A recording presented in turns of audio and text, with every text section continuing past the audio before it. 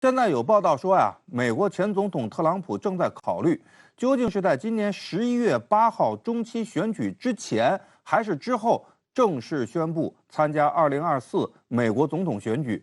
特朗普想再战2024啊，这不是什么秘密。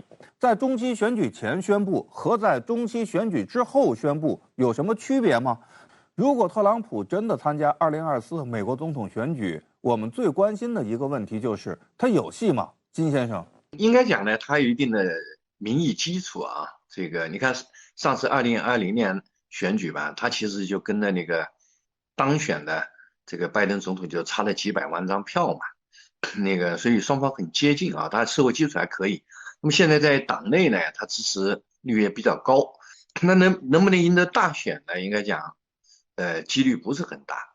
我看那个美国的这个建制派啊，会团结起来，会对付他，包括那个共和党内的建制派会团结起来对付他。某种意义上讲，16年他当选呢是有点意外，是吧？大家都说美国国内啊存在一个 deep state 啊，叫深层国家或者叫幕后政府啊，就包括华尔街大佬啊、政治大佬啊。那么在他们看来，特朗普是个政治外行嘛。那么16年呢，就是有点低估的特朗普的能量，给他赚了一便宜啊。一旦这个建制派团结起来，我估计他机会是不大的。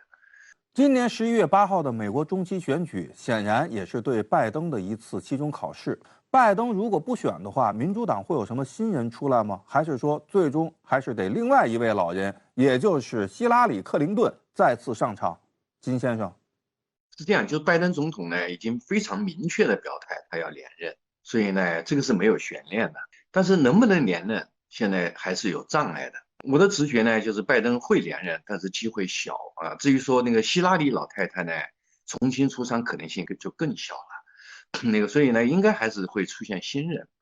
现在我看美国那个舆论吧，到今天啊，因为以后会变，以后怎么说不知道。那今天呢，他们还是倾向认为，就是2024年最有可能出现的还是那个共和党方面是佛罗里达州的州长，民主党方面是加州的州长。两个这个中年白人男性竞争，这个可能性最大。特朗普给美国外交带来的冲击，尤其是对美国盟友的这些心理冲击啊，可以说阴影犹存。如果特朗普宣布再战2024，这是否会对美国的盟友的行为方式产生影响呢？金先生。就特朗普先生呢，他代表了一种思潮，叫民粹主义或者叫民众主义啊。他执政4年，他退出了19个这个国际组织和国际条约嘛，然后跟那个欧洲盟友关系相当不好。所以如果他再出山，我想肯定对那个美欧关系是不好的。然后美国与其他地方的关系也变得复杂化。但是他和俄罗斯的关系很好。所以他如果再上来嘛，美俄关系和解倒是有机会的，是吧？那万一他真又成功了啊，那么一定会对那个现在的拜登外交啊有很大的冲击。这也就是为什么就是很多盟友啊，对这个与美国进一步合作啊，现在有点犹豫的原因。所以能不能这么说啊？就是特朗普重新出山这个可能性不能排除。那么因此他的盟友啊，还有他的伙伴呐、对美国外交啊下一步走向总是有点犹豫的。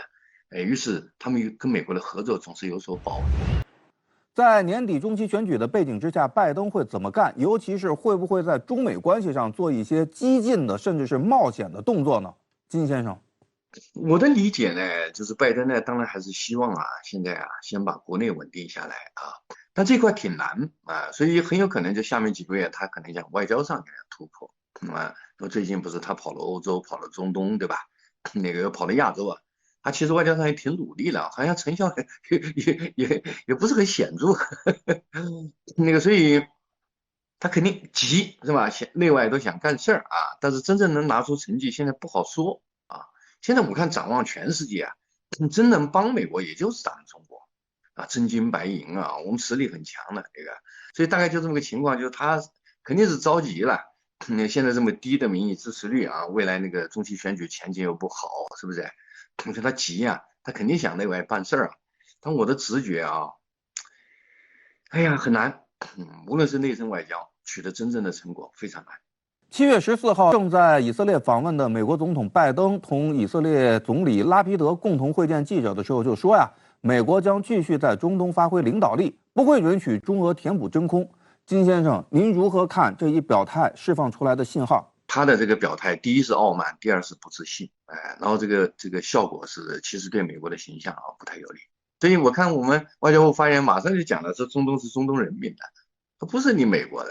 现在他在中东影响肯定是下降了，所以这个时候他就对中国、俄国影响的扩大，就比较担心。沙特外交国务大臣朱拜尔不是出来讲了嘛？不是真空，我们是桥梁。这其实就跟美国这个表态就不一样。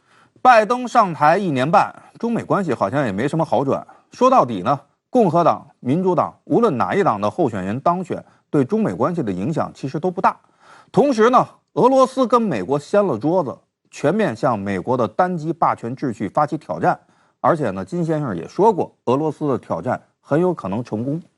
把这两方面的情况结合起来看，我们对美外交的心态、思维方式、行为模式和方法论，是不是也可以考虑全面重构呢？金先生，那么现在呢，这个美俄关系呢出了大问题，对吧？这个俄乌冲突本质上是俄美冲突嘛，俄罗斯会付个代价，但是美国这个体系也受到冲击啊，那个最后应该是个两败俱伤的事儿嘛。那么咱们中国呢，现在这个原则上应该还是中立的吧？所以我的理解这样的主要还是这个先把国内发展好，外交上呢稳扎稳打吧。中俄关系这个保持良好的伙伴关系中美关系呢尽量斗而不破。我觉得掌握这些分寸